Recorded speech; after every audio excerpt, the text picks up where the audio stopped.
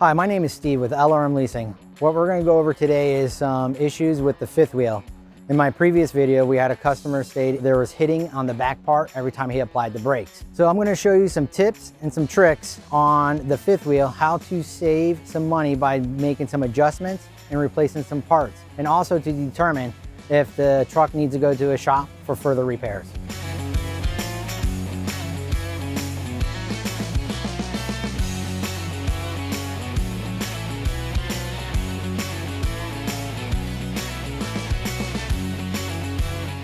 All right guys, so right now I have the fifth wheel here, and what we're doing is I have a tool to assimilate a trailer. Unfortunately on this fifth wheel that I'm using, there's no issues with it, but if you had your trailer connected to it, you're gonna get a second person. You're gonna have someone stand right outside by the tire as the driver tries to pull the truck back and forth with the trailer brakes applied. So when you see this trailer, move this part, they call it the kingpin part. If you see it start moving back and forth, now you know that this is where the hitting is occurring. Here's a few things that we can do.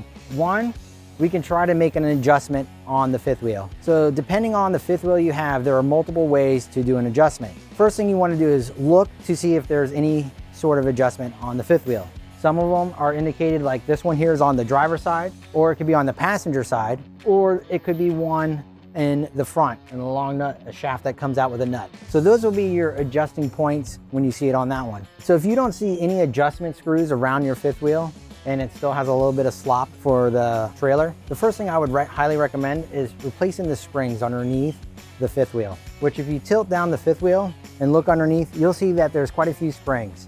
Now, the springs I would replace first. You can stretch them out, and what you would do to help pull is, believe it or not, use a shoelace. So if you use a shoelace and then you just connect it to the points, once you replace the springs, then move the tractor back and forth to see if it's still doing it. If it's still hitting, then at that point, that's when you may want to go to the shop to get the actual jaws replaced because the metal has worn. People that have the kind that can adjust the fifth wheel, what you want to do is, again, do the same concept. You're going to move back and forth to see how much play.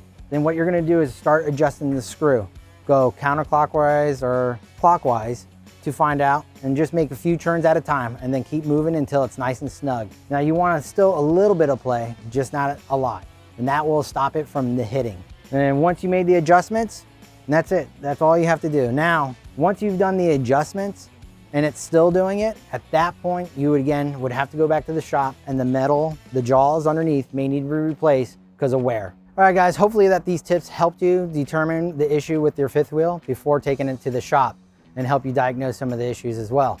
Now, if there's any questions or something I may have missed, please don't forget to leave me a comment at the bottom. If you liked what you saw today, please hit the like button. And if you want to see more videos, please don't forget to subscribe. All right, man, see you at the next one.